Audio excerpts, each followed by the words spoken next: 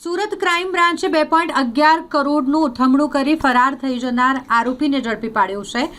Ring road કાપડ માર્કેટમાં 2.11 કરોડનું ઉઠમણું કરનાર જેને ટુરિસ્ટ બનીને મીઠાઈ ખરીદવાના બહાને સુરત ક્રાઇમ બ્રાન્ચની ટીમ દ્વારા પુણેથી ઝડપી પાડવામાં આવ્યો છે।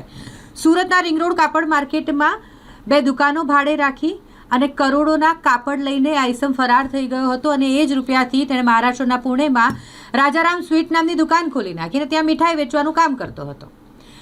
પોલીસના ધ્યાને આવતા પોલીસ દ્વારા આ મામલે છટકું ગોઠવવામાં આવ્યું।